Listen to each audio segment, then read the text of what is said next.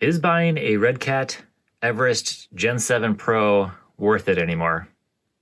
We're going to answer that today as we take a look at this quite abused RC car for at least the last 9 months. Let me go ahead and just give you the conclusion right off the bat here. Is it worth paying the $280 for a Gen 7 Pro? My answer is probably not.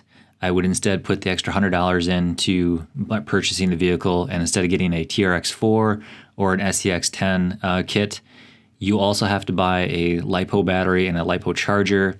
However, if you do that, you will be set to grow into the RC car hobby versus being kind of trapped with the Everest 10, the nickel battery that they give you and the little charger that they give you. So I would say just add a little bit more money to it. It'll be better for resale. Parts availability is better, and aftermarket parts are way better. So I would just say save up a little more and spend the money on it. However, the Gen 7 Pro offers great value for money. It's fairly durable considering the crap that we put it through, and it's made it just fine. So if you only have the 280, it's perfectly fine to get it, but I would say spend a little extra money and get a better quality truck. All right, so let's get into this here. First thing first, this was purchased around Easter last year.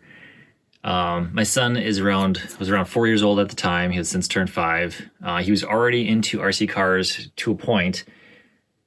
We bought him the regular consumer brand stuff that you would get from places like, I don't know, Cabela's when they had specials on, or like some, big box store where they have like the cheap RC cars that fall apart right away. I'll throw up a couple pictures here of them right now. And they did their thing. They worked for a little bit. As soon as you get them out in the sand or anything like that, they break right away. And then you're left with basically nothing because there's no parts available for those. So those are pretty much throwaway items at, between $50 and $100.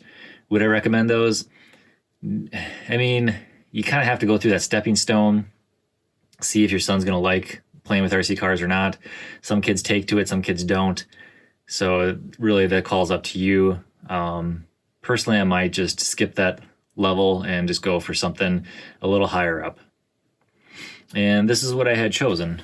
A Redcat Gen 7 Pro model.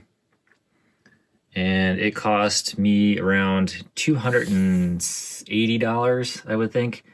It was just purchased off of Amazon, shipped through a third party, and sent out.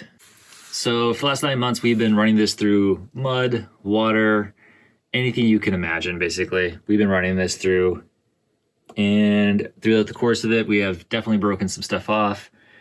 And I guess we can go over the repairs first. So first things first, the tire that they put up here looks really cool, but it messes with the weight too much. So just even turning corners, it would like flip over. So basically the tire on the top has to come off. We take the carrier on and off. We put stuff up here, strap it down, and use it like that. Second most broken thing, the front bumper is plastic and broke off pretty much right away. And then we used it again past that point, so it was being run into stuff. And this was actually where it hit a big log. So we did the body mod to it. So basically this is fiberglass tape for drywall, and then some shoe glue on the inside.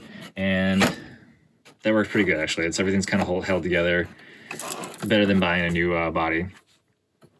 This front bar bumper just bolts in. We actually have it bolted in. Let's see, it has basically 2 flat pieces, and then these under bolts right here just bolted in. And this was for an SCX10, I believe, and it sort of fits, and it was good enough to get in here. Obviously, one of the first things you're going to break is the servo horn. So this is a aftermarket replacement, Amazon special. And again, I think this is for an SCX10 or something of the sorts. The SCX10 parts do fit. However, they're always just slightly off. So in this particular case, we have a 3 adjustable link here. So you can't get really a direct replacement. You have to kind of get a universal replacement for this. All right, so most of the electronics have been pretty good. The ESC is good, the receiver is good. They have both been fully submerged in water. The motor was actually taken out and replaced with a Reedy, some sort of crawler motor that they had.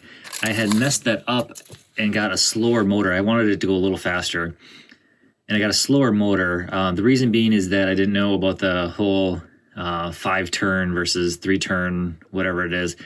Basically, the motor had more turns to it, which made it slower, or slots. I'm sorry, the slots make the difference. So I got a 5-slot motor. It was slower than the 3-turn slot motor. So I ended up selling that on eBay, and then just buying a regular Holmes Hobbies, one of the cheapest ones that they have. And this motor is great. Definitely worth the upgrade. However, you do have to upgrade it, so kind of a bummer there. This battery is way too big for this whole thing, but basically this thing can run, I mean, honestly, it can drive a couple miles, so you can go hiking with it. As, 52 milliamp, and I think it's a 3S. Yeah, it's a 11.1 volts. So this is a 3S battery running through here into the Holmes Hobbies motor here, and this battery is great because it's fast enough and it gets you there. Second thing we broke in several different times, the spur gear is open, so this has been stripped out several times. And the gears inside the transmission here had to be replaced. We stripped out one of the internals and had to switch to a metal gear drive for those. That hasn't had any problems since then. The spur gear has been mainly our fault, just getting sand and stuff in here. The drive axles on the Pro already have metal, they're a metal pinion with a metal spur, so really no upgrades really needed there.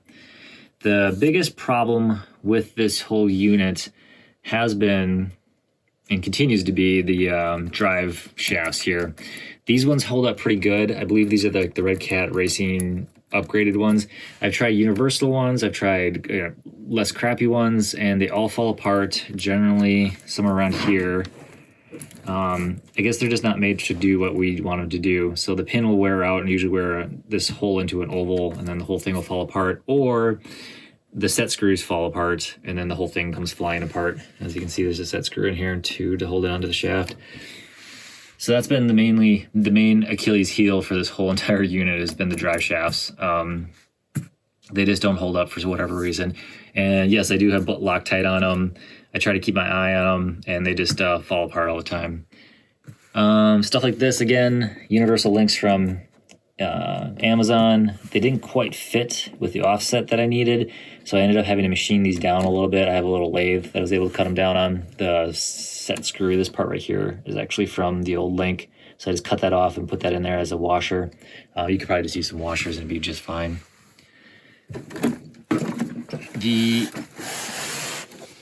The tires are fine. As you can see, they're pretty flat on the bottom, and that is because the foams on the inside are pretty much toast at this point. Not really the fault of the RC car. It's just that we got water in here several different times and had to drain them out. So what I have to do is basically take apart the wheels, unmount the tires, take the foams out, wash everything, and then put it back in here. The foams just weren't meant for that, so there's basically just no structure to them anymore. I switched out all of the connectors to XT60s. I can't even remember what was on the CSC, but I just take these out and switched them out, and I like these connectors way better than what was on here, Dean's, I believe, or EC2, EC3s or something. Those aren't so super hot, so I would definitely go with XT60s or just use whatever you got. So the controller has actually been perfectly fine. There's really nothing to say about it. The controls on it work. It saves the batteries pretty well, and that's been absolutely fine. I maybe fell for the Redcat has a whole kit where it's like, it's absolutely ready to run, but they include cheap stuff. So the nickel battery doesn't last very long. The charger takes forever. So you're going to upgrade that stuff anyways. So I would kind of just take that out of the equation and maybe just go ahead and step up a model is what would be my recommendation. So I'm just going to pull this up real quick here. So anyway, this is the current price, A-Main Hobbies, $279.99 free shipping, ready to run, and it does come with a battery and stuff, I believe. But for an extra $100, you can get either the SCX10 in a ready to run, or a Traxxas TRX4 ready to run. I like just cleaned this, and this is all the dirt that's falling off this thing. I have used this thing, so I'm not going to bash it too much. However, the problem lies in the fact that you have to upgrade a lot of these parts anyways. The battery and charger you're going to want to upgrade, and it just kind of goes from there. The other thing for this has been parts availability. Parts availability has just been kind of tough for this. Some of the stuff is out of production, so if you go to Redcat's website, you'll see basically not in stock anymore. And even stuff like this, where the links are here, trying to find this individual link and then trying to find a good shipping place for it is kind of troublesome. You can find generic stuff like this that'll fit, but the fit is kind of, it's like you have to play with it a little bit to get it to work, which is, can be fun, but sometimes you just want to get your stuff back to working. The other thing too is like the drive shafts. I've replaced these probably 3 or 4 times. I've tried lube on them. I've tried oil on them. They just seem to shake themselves apart. And the point to the parts availability thing is that a Traxxas TRX4, you're going to be able to walk into a local hobby shop. Most likely they're going to have your parts available for you. You're going to have a better selection for aftermarket parts. And along with the SCX10 2, you're also going to have better parts availability, aftermarket parts, and just people building more wild rigs with those things. If I put this on Facebook Marketplace, lucky if I would get $100 for it. Versus if I put a used TRX4 or an SCX10 on Marketplace, I would probably get near my purchase price. So while we've had a ton of fun driving this thing, and we've definitely put it through its paces, would I recommend it? I probably wouldn't. I would say go ahead and spend just a little bit more money and get a TRX4 or an SCX10, and you'll have better parts availability, aftermarket parts availability, and better resale value.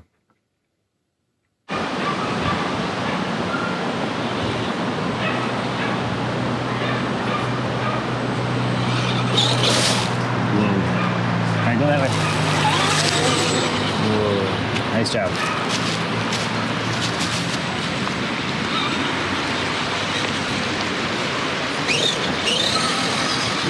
Whoa. Don't end up in the river.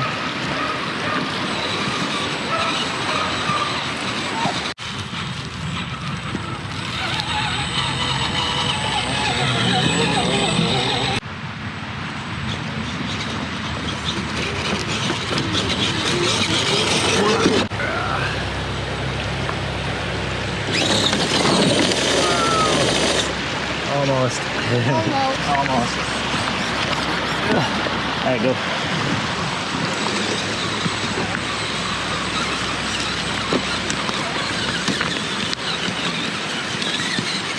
Ooh, it's fun on the rocks.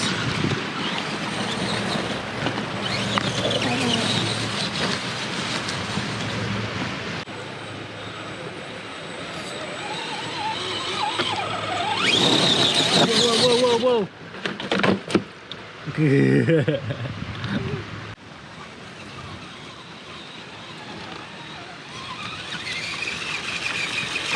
Go slow. Keep going. Keep going. I got it pretty deep there. Yeah, you did. Take a. Oh yeah, there you go. Go ahead, go. Oh no. Oh no. It tipped over in the water. Oh, it's filling up in the water. Oh. Away. Floor it.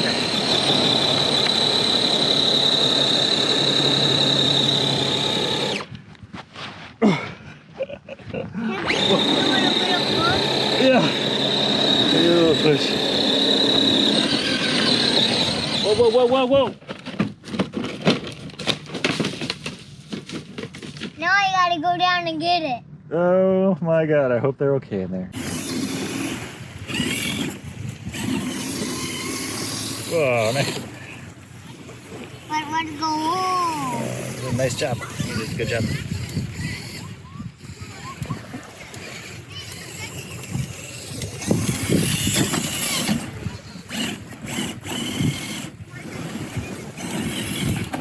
Oh.